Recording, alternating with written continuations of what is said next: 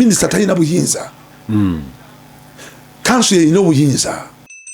Tulina emidaala 2,306 okusinziira ku KCC yateeka mawulire. Era nekubiriza abantu bajje ba applyingira emidaala egyo. Kyendowooza nagyo gyagenda dda. Tulina abatembeeyi emitwalo 3 n'okusobola ku midaala 2,000. Yes. Ani street vendor. Ani hawker. Hawker ye mutembeeyi abyambala ku mubiri, abyambala n'atambula nabye. N'atambula kikya kimutambuza kubanga gavumenti ekoze buvunaanyizibwa bwayo butuusa buweereza ku bantu. Kyandibadde nti buli parish yandibaddemu n'akatale akali reachable. kukubo kuliko omwana ayine enanasi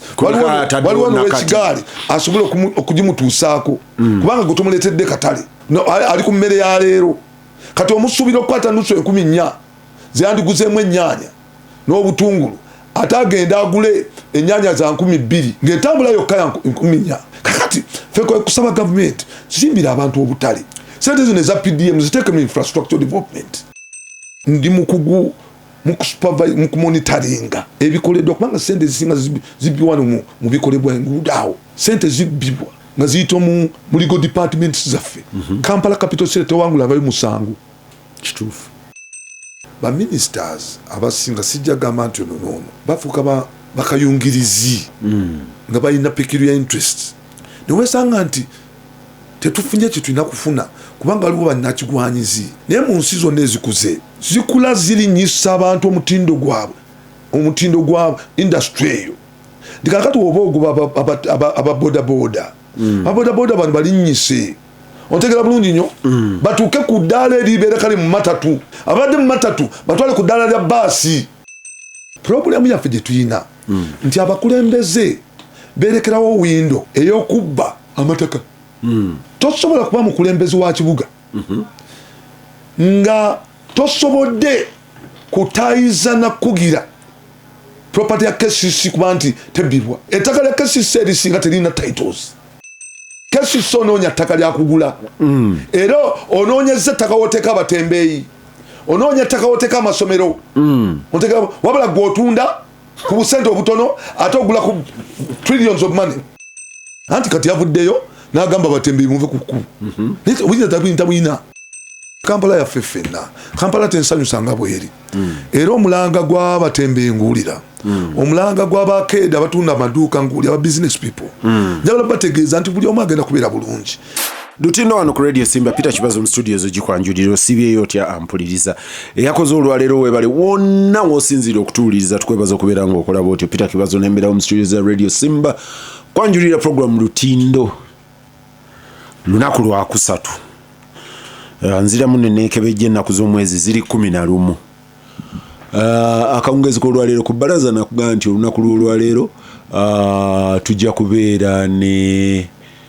omubaka wa Nakawa East mu palamenti eno egenda okuggwako mu May. Ate Lord Mayor eyeetegeka oba omulonde owa Kampala Engineer Balimwezo Nsubuga ajja agambye ali mu kubo abadde avaluzira mu prison bagenze kukyalira basibe naye ali mu kubo nkyenkakasa nti tannafuna liidika. Kale n'olwekyo nsubira jamwe mukwatanga ffe ekyamukwatanga ffe kati wanaafunira liidika binaaba birala tunaamuvunaana okutuuka mu budde naye nga ajja. Ampuliriza Engineer Balimwezo Nsubuga ajja wajjidde mu ofiisi ekisooka ekiri mu kkubo olwaleero without a doubt kyekya akalulu olwaggwabe omuloodi Ssaalongo Erias Lukwago ne bagamba nti bamuwangudde nti Balimwezo Nsubuga ne bamulangirira oli n'akkiriza Minisita Minsa Kabanda eyawangudde obubaka bwa Parliament obwa Kampala Central nga ye minisita wa Kampala n'agamba abatembeeyi nti mundabyeko. Abatembeeyi abo tulina kategori 2. Tulina kye bayita bahooka tulina kye bayita bavenda. Ebyo ebintu bibiri byanjawulo. Sirowooza nti tukyalina abatembeeyi bangi nnyo mu kibuga nga bwe gwali ngedda. Abatembeeyi yono akwata edduuka lye sitooko n'agyambala ku mubiri. Bw'ayambala sitooko ye n'ajja n'akutuukako ng'alina baketi, alina biki byonna n'akutuukako n'agamba nti ogula oyo mutembeeyi. Ekigambo ky'oluzungu ekiri equivalent bamuyita hawker. Abo mu CBD oba gye bayita Central Business District wano bw'oba ogitunuulira amangu, bw'oba oyingira Kampala ng'oli ku lw'Ebbombo, oli ku lw'Egayaza, Wandegeya. Okuva Wandegeya okuyingira munda. Bw'oba oli ku lwa luli baluyitaani, bw'oba oli ku luli olw'Ehoima obeera Nansana. Awo eyo CBD sirowooza nti abatembeeyi in the typical sense bakyali bangi. Naye eriyo bavenda. Naye newaffe eno ebweru w'ekibuga abatembeeyi gye bali. Kati tulina abatembeeyi, tulina venda kyenoonya naye meeya waali ajja kumbuulira. Omuloodi ajja ali wano mu studio. Ssaalongo engineer bali mwezo Nsuubuga. Okufuna obuloodi olina kubeera Ssaalongo. Kati nze atannaba eyo sitegana. Era nkusaasi. Abatuwuliriza ndi musanyufu nnyo okuba nti mpitiddwa ku Simba Boggola. Femmwe guno femmwe mweffe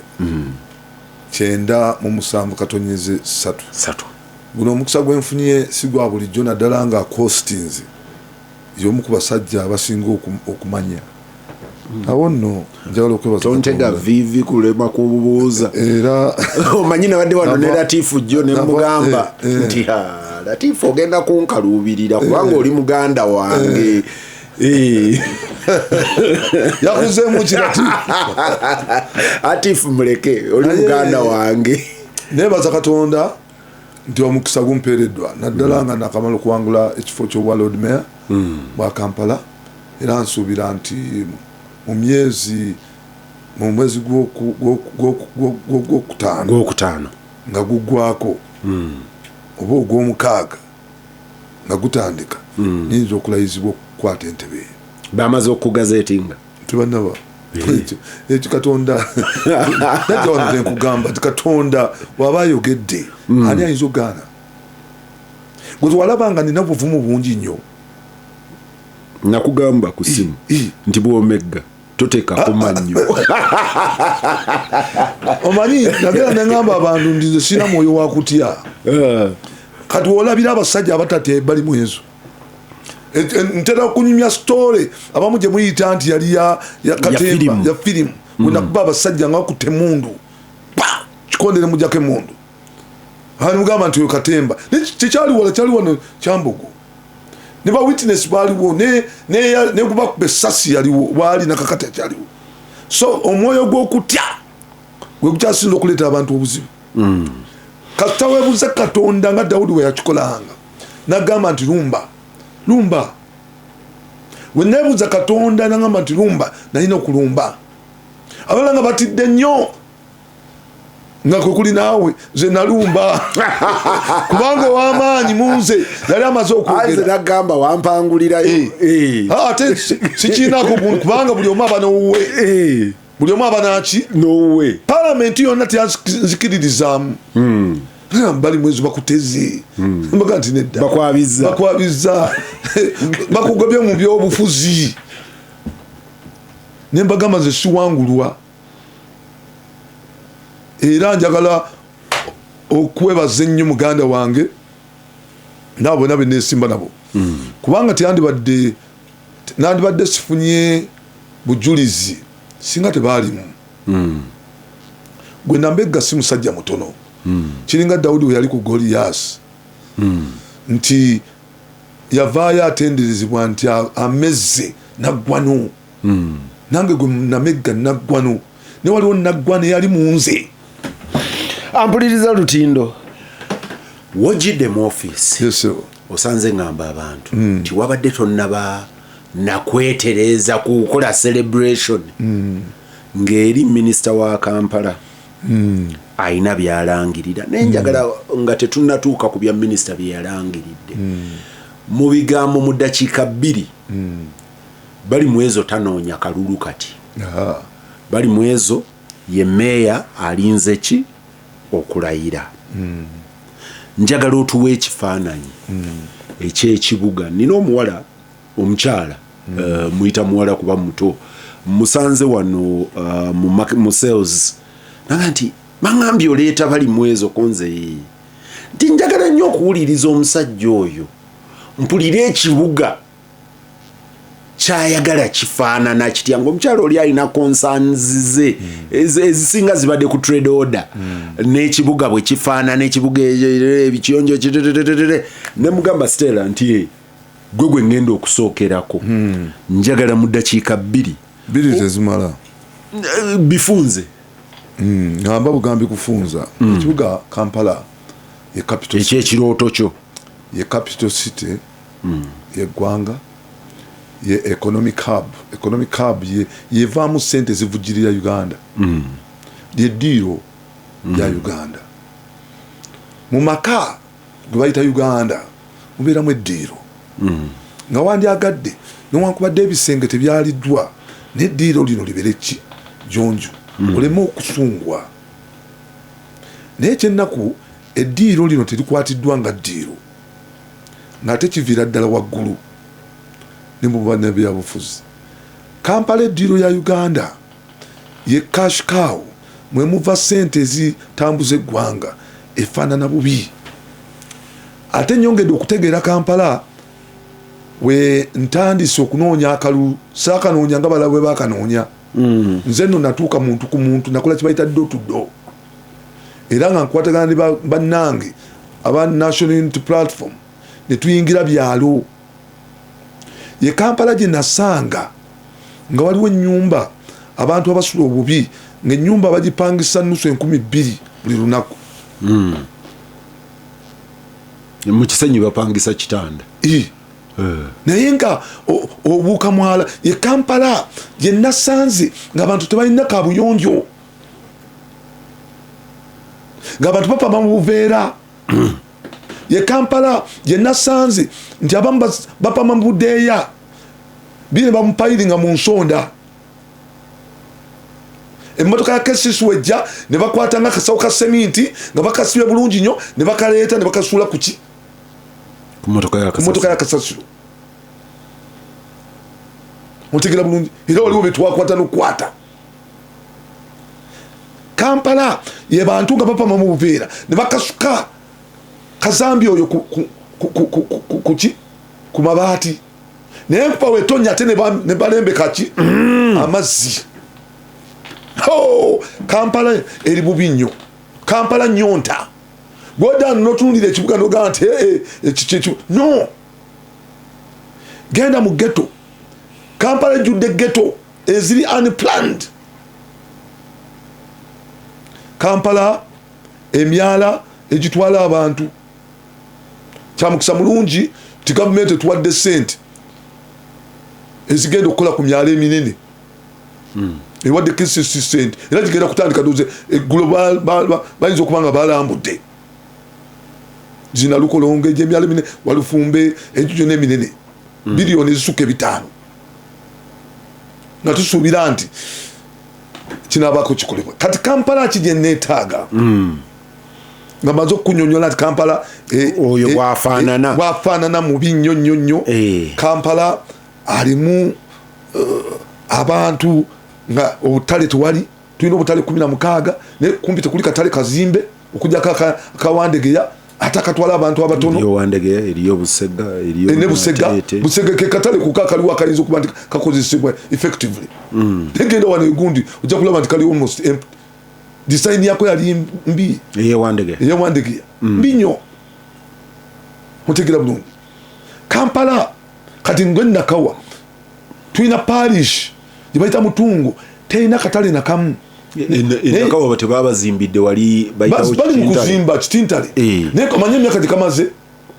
nakalonkinga ndi meya nga ndi meya nze nakalonkinga nze nakasaba otegera bulungi paka kati kanakuggwa kakati tekanakuggwa waliwo abantu 12,000 kakati tosobola obadde okyazimba Kampala w'ekirooto kyo Kampala w'ekirooto kyange okusookera ddala ng'erimu abantu abaagala Kampala yaabwe nga capital city kitegeeza nti nina okukyusa mindset y'abantu Kampala yenjagala ye Kampala abakulembeze nga bakolaganira wamu nga system kitegeeza nti nina okubeera team leader team player ate team leader otegera bulungi kubanga obukulembeze obutakolera wamu buleesa obuzibu newesanga nti entalo obutalo tusaasaanya oyitanga kuwano gundi PSST ajja kugamba nti tusaasaanya kubanga yakola research eyo billion 8 mu ntalo tulina percentage nyingi zitakwatagana naye nga mwenna muzze ku kintu kimu service delivery kakati njagala Kampala egenda kubeera n'abakulembeze nga bakolera wamu kulw'ekigendererwa okutuusa obuweereza eri abantu nagambye ku kya mindset ontegera bulungi nnyo nti Kampala erimu abantu abakolanga system abakolanga ki system ntekereza ki nti tukola twamonizinga service delivery tuli abaweereza bangi nti kasisi weeri naye tulinawo obumeme tulinawo aba national water tulinawo aba telecom aba MTN bonna they are utility service providers abadata batwambaza naye kati wosanga buli omwaka ola bibye nokola oluguudo n'olumala lulabika bulungi nnyo ekyo wa national water najja nalutema njagala Kampala nti tukolanga twamonizinga service delivery nti wemala okukola wemba nkola oluguudo mpita bannange nembaga kiki kyemwetaaga mu luguudo muno titwetaaga service ducts zenkana kyobunene nti bweziti nga ziteekamu nti tajja kujja ate kutema oluguudo lwange nga lumazi nga tucoordinatinga ampuliriza Lutindo njagala owunzika eyo segment ontegera bulungi nnyo Kampala gyenjagala ng'abantu balina decent workspaces zetwatondeddewo ng'abantu tebakulira ku kkubo naye nga tubategekedde webakulira kyekyo nekizibu kya Kampala kati ekiruwera kyogenda okuleeta minisita yagambye bagende naye obateekedde luddawa kubanga buvunanyizibwa bwa Lord Mayor n'olukiiko lwe okuteekerateekera bannakampala nze nvunanyizibwa nga maze okulayira nze nja okuba ndi nvunanyizibwa ku kuteekerateekera bannakampala wamu n'olukiiko lwange kakati abantu bano bengoba ku kkubo bateekeddeteekedde bannakampala bagenda wa oli atunda ettakali n'agula bodaboda ontegera bulungi agenda kugenda wa tomuwadde wakolera azze omuteeketeeke tomuteeketeekedde naye ate gwe kyokoze okutta sente zandibadde okozesa okumuteekerateekera wanakolera n'ozimuwa omaze okuzimuwa PDM naye tomuwadde wakolera wana akulakulanya ate omukutte omuggyako obuntu bwe omutuute ne mu kooti mabega wa office ya Lord Mayor kooti gy'omututte be balina okumuteekerateekera kaka awo nembuzibwazuzibwa kati awo katono nnyo honorable Balimwezi omuloodi ajja awo wennyini we wagenda okubeera questions eziddako ekibuga nkibaddemu ate naawe okibaddemu John Sebaana Kizito bwe yali meya wa Kampala nga tetunnakigattako buloodi mu kisanja kye yajja okujjuzaawo nga Haji bamukutte John Sebaana Kizito yagoba ababodaboda abatembeeyi n'abatundira ku nguudo n'aluma amannyo naga nti baveewo bw'amala okubagoba Feza eyaddako n'alumba aba boda ne batugamba nti Sebaana kaakutte kwabo tebagenda mukombya kuki kalulu akalulu akaddako ndowooza Sebaana omulundi ogwo twamutendanga nti yakawangudde beyond anyone ever did Kampala ndowooza yakawangula ne difference ya buli emitwalo 10 n'akomawo naye bwe yakomawo eyasooka okumugamba toddayo okukwata ku baboda yali President Museveni ng'ayita Moses Byaruhanga ng'era boda State House yezigaba eyaddako okugaba boda ne stage yali Kale Kaihura n'azigaba ne stage n'azigaba naye Kaihura teyali mu mirembe gya Gundi yajja luvannyuma nti oli Moses bwe yamala because Moses ye yatandika ekyo ekiwendo kya boda ekyaddako kyali kya Kaihura omulundi ogwo ekyalemesa kyali ki President's Office. In the reverse omulundi ogwaddako nga Jennifer ze Kampala Jennifer bwajja naga nti batwamuke njagala boda nga teziyingira oba baali bagiyise CBD nti wano teziyingira Lukwago namugamba nti boss linnyamu obatwalawa bagende bakolerewa bo banaalyawa olutalo ne lusimbukawo ne bamugamba nti ono alemesa enkulaakulana essaawa eno nkuwuliriza ekisookawo ga nti njagala ekibuga nga kitambula nga system ng'abakulembeze tukwatagana oli agenda kugamba nti gwakwatagana ffe tugamba tukola trade order bano basooke bave ku nguudo basooke bave ku stage zino ate otubuuza gye balaga nkubuuza gye balaga kubanga gwena obuvunaanyizibwa okubateekerateekera kino ekibuga kya buli omu kyabannakampala ate era kyabana Uganda tomanyi kiyinza kuva mu kiseera nga kino ng'abaana badda ku ssomero nga baguze n'ebintu byabwe bibatunda oli yabawaddeyo wiiki 2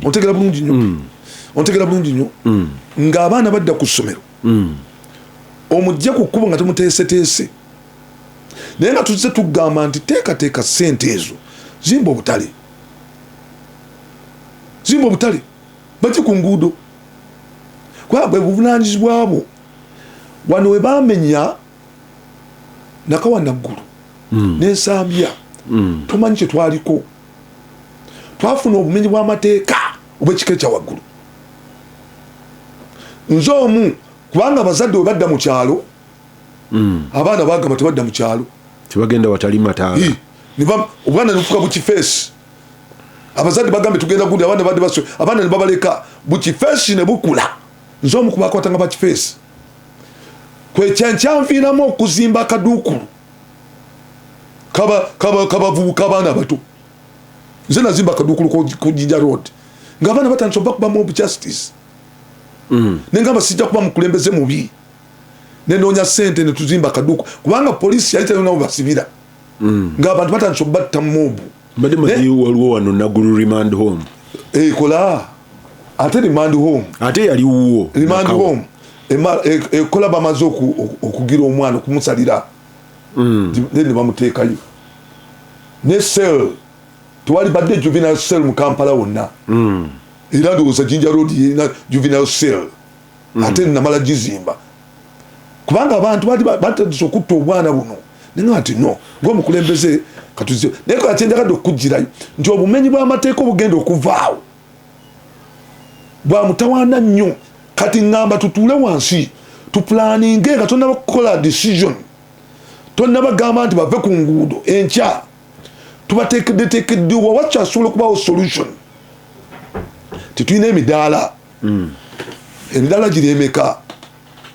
baganye nti Busega akyali mukalu emidaala giri 2,000 nti ne Bwandegeya baleme gamba nti emidaala giri mikalu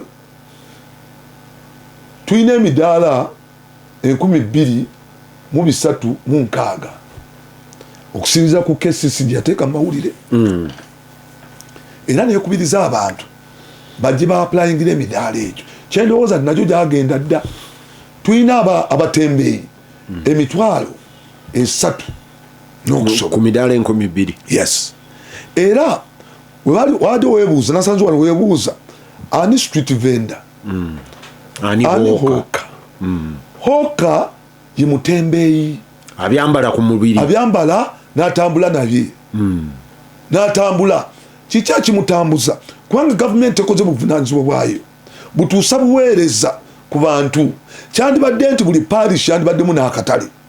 akali reachable otegera bulungi nga mu nsi zonna ezaakola yewali trade order nti omuntu agenda na parking nga kumpi newakaawe naga kati ngeze mu katale kushopinga n'ashopinga kati mutunga tetulinayo katale nti webanga ogendedde mu mateeka omuntu alina kuva mutungo n'agenda enakawa oba n'agenda ebugoloobi akozesa nusu 4,000 mu kutambula obutambuzi naye nga ati abantu obumanyi engeri gye babeerawo bali ku substance otegera bulungi nti zakozaki nga kukuba kuliko omwana ayina enanasi waliwo nowekigaali asobole okugimutuusaako kubanga gwe tomuleetedde katale ali ku mmere ya leero kati omusuubira okukwata nusu 4,000 zeyandiguzeemu ennyaanya n'obutungulu ate agenda agule ennyaanya za 2,000 ng'entambula yokka ya 4,000 kakati ffe kusaba gavumenti zimbira abantu obutale sente zino eza PDM ziteeke mu infrastructure development otya abantu ku nguudo ng'olina obateeka mu decent spaces otegera bulungi kakati kyensaba nti tuleme kupapa nakizibu tufune KCCA abavunaanyizibwa mu kuteekateeka bateeka ne bagamba nti kakati tukole bwe tuti emidaala egiri vacant tugizeemu abantu tutandike tugwe abamu permits okukolera ku nguudo bagamba Allen Road ne bagamba Namirembe Road ne bagamba Sebana Kizito Road n'oluguudo kyolulala Kafumbe Bukasa okwo kwe tuba tuteeka abantu mu kawungeezi okuva ku saa 11 babeere okwo otegera bulungi nnyo naye nga tubadde ne permits KCCA yeyina obuvunaanyizibwa okuteekerateekera abantu abo minisita wa Kampala teyavaayo kubanga alina powers to veto teyavaayo gamba nti kyemusazeho kikyangu kakati ate ovaayo otya nogamba mangu ddala muve ku nguudo manyi ekibuga kibi nnyo manyi waliwo ne ba business people bambi bannanyini maduuka abo no mbasaasira nnyo bambi era tugenda kulaba nga tukola okulaba nti nabo bakola bannanyini maduuka oli atundira mu maaso ga dduuka lyange tasasula musolo wabula nze nkola ki sasula omusolo ne ba clients bonna batuukira ku ye era ekyo ekintu kyekireese n'abantu okuva mu maduuka amini mu midaala gyabwe ne badda ku kkubo naye ate ababitunda bagamba nti ab'omu maduuka be babituwa si wonna abali mu basement be basinga okugyayo ki emaali okugituuza naye ono ali ku luguudo alina fasaadi eyo ali ku feesi y'oluguudo oyo tajjayo bintu bye kubiwa bano wabula bali abali mu basement ne floors eza waggulu be bajjayo ebintu nobiwa bana baki honorable bali mu ezo byonnyonnyola mbiwulira naye mbadde nkebera wano ng'oyogera Kampala guno omwaka ogugenda okuggwako yali eyagala trillion emu 1.7 trillion yafuna allocation ya bilioni 9 mu nga 5 era najja wano nenkugamba nali musaale nnyo n'ekyo nga nakyo growth by the way growth nti luli baali wansi w'ekyo naye Kampala oyo ku mulembe gwa Jennifer yasukkako trillion no yali mu 6 the maximum yali 700 something ne World Bank funding y'enguudo yali budget yabwe yali 700 something kati oli akugamba nti nze ayagala 1.7 trillion bwompa 933 billion bino ebirooto by'abali mu ezo mbituukako ntya kakati because shortfall eringa ya 30%. Yeah. Kampala capital city ina sente empitirivu nezisinga zibbibwa neze entono zibatuwa tezikola mulimu gwe zinakola wano IGG yakugamba nti ku budget ya okusokera ddala njagala mutegere nti budget yaffe sente ezikola ziringa trillion 3 eya Uganda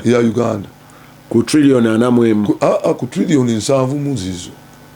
ezo nsanvu tuzogera wali ndio tugamba sente zikola sente zikola ziringa ameka asatu nekweza asatu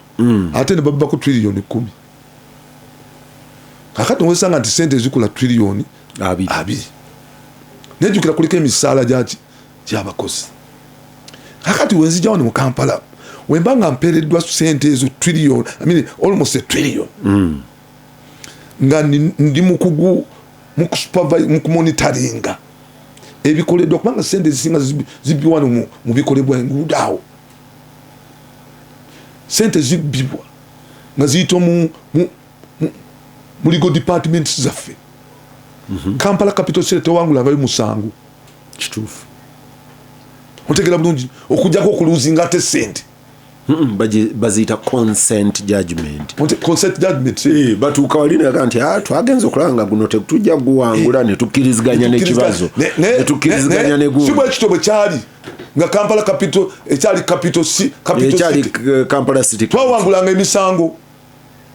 naye ate newesanga ndi ne balooya betupangisiza ate nabo tubasasudde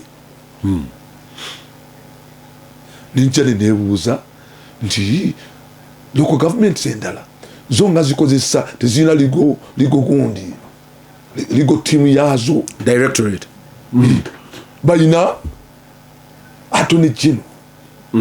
yahuza emisango gyaki andi Kampala bagisetting up nedda era tulina ekibuuzaawo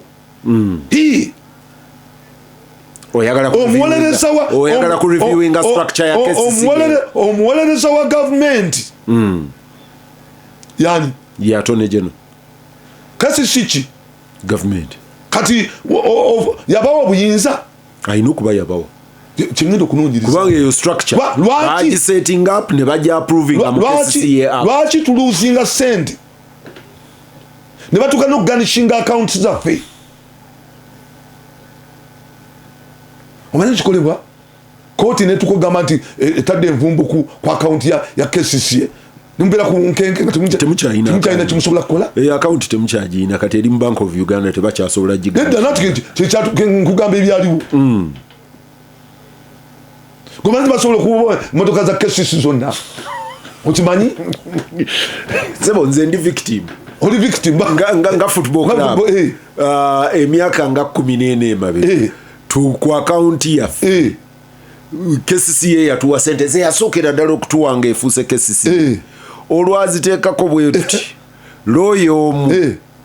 ng'afuna advise okuva ate mu bali munda mu KCCA n'agiganishinga kakati atugaa nti muzireete abali munda lwaki obakozesa ate nga bebawadde ne advise ona atwala bamala ne bategeregana eyokulevo yaabwe kati eyo enguzi tulina okirwanyisa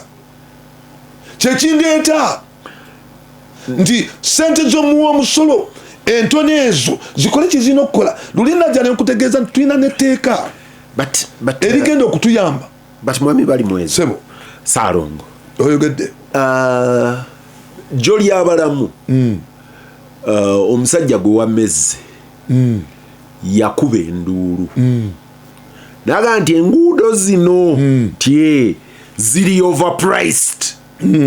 nazinootinga luno ne luno balutaddeko sente bweziti nakuba enduulu waliwo yamulemesa okuba enduulu bwe yamala ozikuba actually oluvanyuma ba reviewinga n'okureviewinga kuba World Bank yajja ne bakaka ne ba reviewinga downwards ne ba technical officers bonna ne baga nti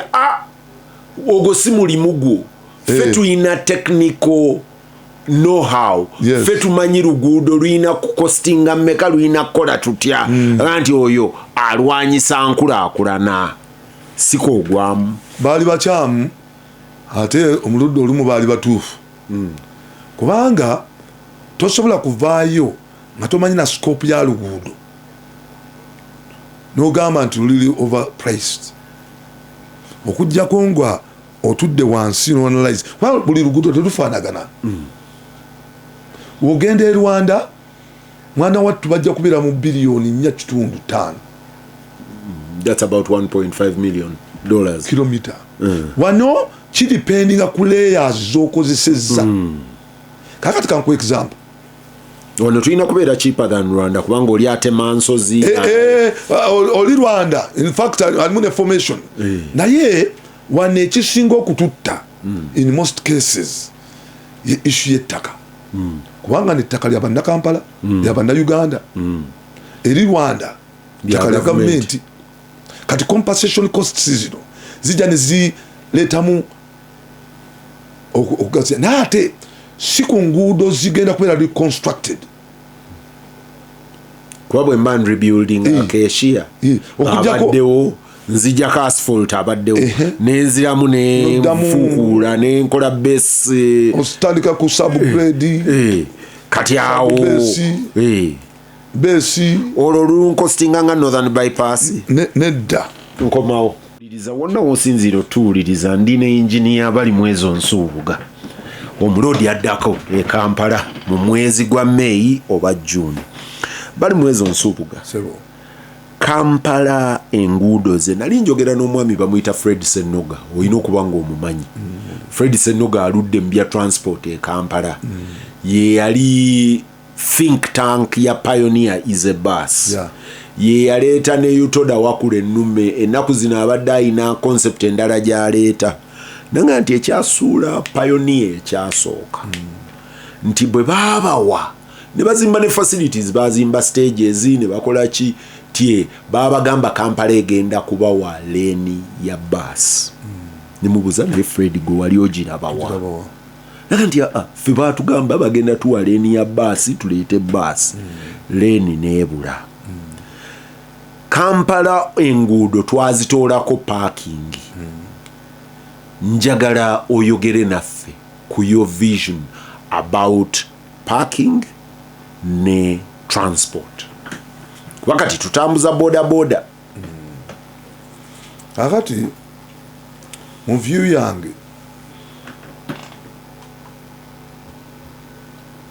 yange twetaaga mass transport. Kyekibuga kyokka ekitalina mass transport. Era ennaku ezo nafuna organized nafuna by investors abali bavudde nze shadow minister wa Kampala naye nafuna abali bajja okulaba nti batuyambako okulaba nti baleeta mass transport. Naye problem gye tulina yaba middlemen ba ministers abasinga sijja gamba nti ono bafuuka bakayungirizi nga balina peculiar interest newesanga nti tetufunye kye tulina kufuna kubanga waliwo bannakigwanyizi. Naye mu nsi zonna ezikuze zikula zirinyisa abantu omutindo gwa industry eyo nti kakati oba oguba ababodaboda ababodaboda bano balinyise ofezinge out kiri bo obaleete oba ontegera bulungi nnyo phasing out bodaboda naye bo benyini bakuze ontegera bulungi nnyo batuuke ku ddaala eribeera kale mu matatu abadde mu matatu batwale ku ddaala lya baasi abadde mu baasi batwale ku ddaala erya train if it's possible. Wano mu Uganda bantu beyagaliza ate n'abamu ne batagala kuva mu industry kubanga bodaboda zino ziraba saba nini ezisinga obungi. Oli mukama wange omu kino no kirayiraga Katonda twali tukola kuline kwene enkola ya number plates empya naga nange sizaagala kali nze na bodaboda 690 mukamawo omukuba kama bange mu parliament babiri omu speaker omu deputy speaker siyo kaba kama bange sala kuntega okujja kongo gamba senyonyi nedda siyo kati bakama bange bangi nnyo number 1 nze njagala okutegeeza ne chairperson wa committee mukama wange nali mu committee ya physical infrastructure kati ndi ya presidential abo nabakama bange otegera bulungi so nga balina boda nyingi ne boda industry nkulu nnyo ha boda industry eno olina ogiteekateeka obulungi okulaba nti bafuna transition ennungi boda industry ekozesa abantu miliyoni 7.8 waliwo bodaboda emu waliwo agikanika waliwo kanaaba ajoza waliwo agikuuma waki wagundi washing bay waliwo ajoza waliwo abagivuga bali babiri waliwo agikola agikanika waliwo agiguza spare waliwo agiwa amafuta waliwo noona agibbamu ssente akwata ku luguudo oyo naye wali mukesisi mwebalire mu polisi otegera kwegamba boda industry erina emirimu miliyoni 7.8 kakati industry eyo nga gavumenti olina emirimu 40 tosobola kugyovalukinga bayambe obakulaakulanye nze wange nali ngezezzaako ababodaboda okuba teekateeka nga nkyali meeya era nenewula ne ku ssente nenziwabe bafune pamiti ontegera bulungi nga njagala tubeere ne industry eri vibrant erese enkulaakulana mu kibuga naye nga balinye era nga mbagambe twagala mutandika okusevinga mukole saako musobole okuva ku ddaala lya bodaboda mudde ku mmotoka tayi mwegenda okutuuka nga mweteeseteese ontegera bulungi naye mu bufunze twetaaga mass transport ne paaka ezo mu nsi ezaakula ezimu temuli mu paaka zikyaliwo zo ontegera bulungi zo paaka zikyaliwo buuza nti ani yayamba okuba nti esigala wasembayo ddi okuyingirako eyo kubanga paaka old paaka weeri yenkanaki ntono kubanga bagitemamu ploti 13 era ne bazigabana naye ekyo yakikola yali omugenzi Sebaana ontegera bulungi era nentekawo fight munajjukira nti nze nawandikira minisita okuteekawo commission of inquiry ku kitunda ttaka nga banakigwanyizi balyegusa nempya simanyi nti weeri empya naye ekyali awo ampuliriza lutindo naye kankusomera messages zino Kyeyunesa Ennyonjo RDC akuyozaayoza aga nti oli mukwano gwe nti wamuyamba nako okulwana olutalo naye akugambye nti suubiza bitono kubanga eno gy'olaga abalabbayi bangi nti weeyame bitono yakwagaliza buwanguzi. Eriyo Sonko ali Virginia yakuga nti Petero webale kuleeta omugole wa Kampala bali mwezo ekibuuzo ebibangiriza ebyokuwummuliramu nga bya kiragala nga City Square we yabeeranga abitegekedde ki ekyo kikulu nange gyendi kubanga omulundi ogumu navugako Kampala nga nkooye nenoonya wemparking emmotoka ntuule mu kisiikirize Kampala tewali ono mulalani mukulu bali mwezo tumusaba alongoose ono yabadde akugamba ku lulimi nga nti gamba abafuluma mu buveera kiri ekigambo kye wabadde okozesa nga kinene nnyo naye kamala okutereeza akagambo ako mukama wange tugenda ne tukyusa olulimi abantu lwe batategeera nti wokozesa kazambi oli tategeera kika ki ekyakazambi kazambi kiri blot twakula tugamba nti obubi bbi era omwana n'amanya nti bbi kiba kibi ontegeera bulungi naye kakati abantu bakyatya na kutya kubanga babisabise ontegeera bulungi tuleme mu ngeri emu okusabika ebigambo ebimu tubikozese nti ekyo kibi abantu bakitegeere nti tosobola ono mulala pama kabeera n'okatuka muki kugundi ono Nambi akuga nti Saalongo bali mwezo obadde Kampala Nakawa bamulidde oli Kampala Nakawa Naguru bamulidde oli Kampala olowooza appetite yaabwe yaweddeko appetite tenaba kuggwawo tulwana ne state kubanga bannakigwanyizi bangi ontegeera bulungi ekigendulwa ky'okukolawo kyali kirungi era yali asoso kireeta ali mwami Sebaana mu kiseera ekyo at least nali mu kanso mu 2022 era ekirowoozo kyabana Kampala mwamutunda ne mumalawo Kampala nati kugambye bamutunde era nze omu kuyaleeta kuyatekesawo commission of inquiry mu kibbattaka nawayo ensonga zange 34 era zonna ne ziyita n'ekitabo kyange kyalimu findings nakikwasa mukyala Jennifer Musisi okuimplementing ebimu ku byali bisaliddwa n'okumulaga ettaka lye twali tuyina kale wenjogerera abaali bakansala nga batunda ebintu ebyo nga babeera eri ekansange wa Hassan basajja balaba abamu babadde batambula naawe ani ngani musajja ali mukomera sigenda mwogerako omukubbo tugende wano record erina kubeera clear wano record simba sigimanyiiko kukomya kintu mukubo omu mubuuse mpayo omulala oyo gwobuuse simumanyi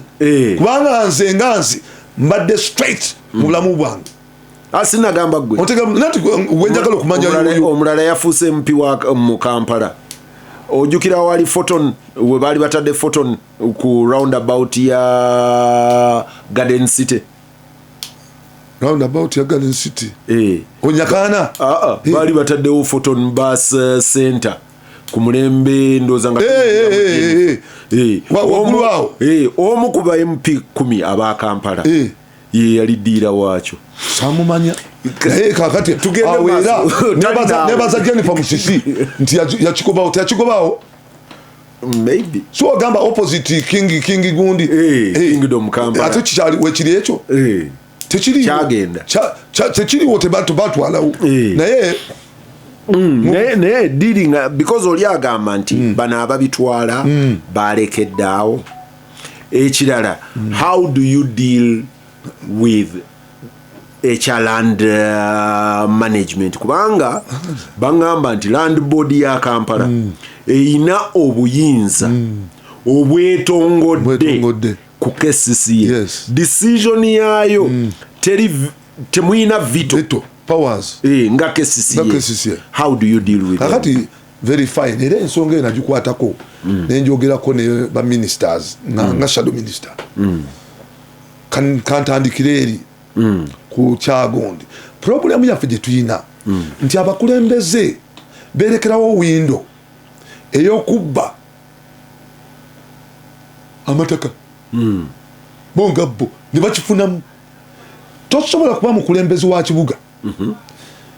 nga tosobodde kutayiza na kugira property ya KCC kuba nti tebbibwa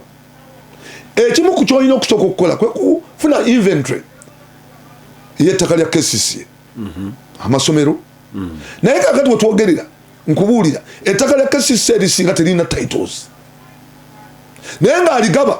lyani kubanga tulina owner wa mirundi ebiri tulina Uganda Land Commission tulina ne KCCA District Land ya KCCA District Land Commission naye terina title anti namwe bwemuba mwagala title muyina musaba kakati gwe nga custodian twala obuvunaanyizibwa obufunira amasomero go title mwana gwolonze sisobola kulonda chairman wa gundi nga tetumanye kukanya nti kyenjagala ogenda kulaba nti amasomero gange gonna titles ngafuna babadde batutte essomero ly'Entinda eryekololo balitwalako ekyo kimanyi ekisaawe kiri wano wansiiwo tokimanyi tikyakololo SS lyali lya Uganda Land ani akulimbalimba balitutte kakati ekyokubiri netufuna n'obuzibu nti tomanyi ttaka lyo ly'obuvunaanyizibwako gwe ne Uganda Land Commission temumanyi jurisdiction yammwe ina ba technical officers oina directorate of legal gyobadde ogoba directorate of legal gyobadde ogoba badde ngamba ogwo mulimu gwayo ekola ki si yokka aba education mukola ki ku masomero mulina amasomero mwe ba client number 1 nete musobodde kolagana legal kulandi mufuna title kikyamu nze mukulu kati sobola kudda wano the first thing kyengenda okusooka okukwatako kwe kulaba nti nkola inventory eya property y'ekibuga amasomero gaffe gonna bagatutte ninakwezi walaba parliament nakivubo bulu egenda nakivubo settlement egenda nzenga omulodi nzikiriza ntya property ogenda erwa eyo otusereti kankubulire ku nakivubo bulu ne settlement bwe babadde bagaba omwala okuguwa hamu bamuwadde mwala omwala ogwo kitegeeza nti okuva mu kivulu okutuuka ebugoloobi guyita bulungi nnyo munakivubo settlement wakati ne gugenda manyi problem gyetuyina y'abantu batategeera kibayita ttaka ettaka ne road reserve erina okubeera ne title n'omwala ogwo gwandibadde ne title mu manya ga KCCA ontegera bulungi nnyo UNRA yandibadde ne title ya reserve yaayo eyo yagenze potea ontegera tenaba genda tenaba kirizo bagaana era bimu bagenze babikola ku speed kubanga bamanyi nzija nkubulira gwali olabyeyo parliament weyali eyisiza nti ekkiriza kesisi okutunda ettaka nga ne kesisi enoonya ttaka mwabakkiriza mwabadde mu palamenti ne babaleetera nti lino katulitunde anti kakati weewuunya naye nga kesisi onoonya ttaka lyakugula era onoonyeza ettaka woteeka abatembeeyi onoonya ettaka woteeka amasomero wabula gw'otunda ku busente obutono ate ogula ku trillions of money. Are you sensible? Zinewuunya bakikola kubanga bamanyi bali mwezo katajja siri mwangu nno ku kyenguzi siri muki sigenda kutunda property ya KCC yadde okulikomeninga okutundako ka inch okujjako okugula oyina obuyinza awembuuza oyinawo obuyinza kuba bagenda kugamba omanyi problem the Lord Mayor is in charge of policies programs and strategies to enhance service delivery.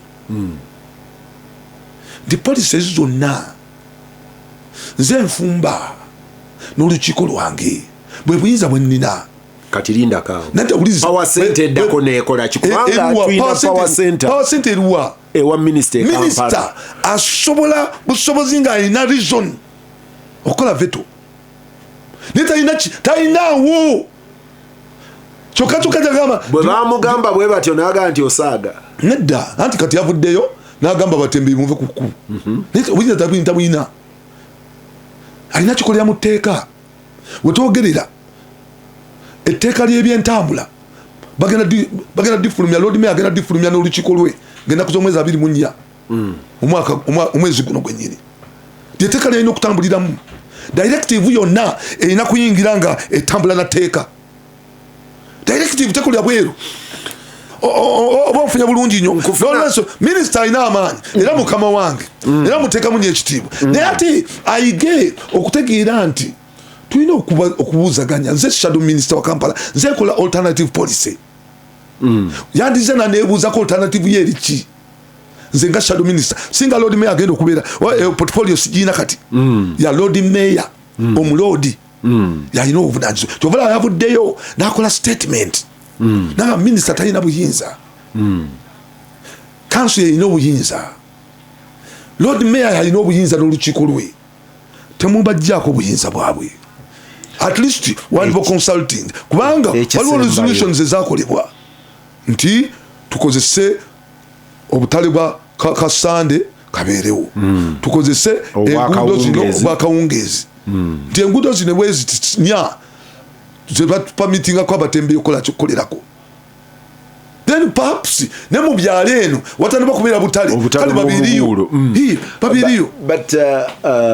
bana muteeka obutale bw'omubiro bwe buli ekisembayo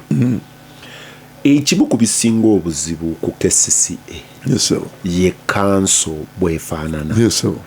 wazze mu kanso ng'omulundi ogusoose mu mirundi emingi ndowooza oba muli 50-50 oba NRM yabasinzeeko obungi nedda ndowooza tuyinza okuba 19 nga bali 16 nange oba ongaseeko nga tuli 19 to 16 around that. Njagala kutuwa kifaananyi kya kujagolinga authority eyo kakati kubanga we wabadde wabeera stalemate. Number one, njagala abatuuliriza mutegeere nti si lutalo. Nedda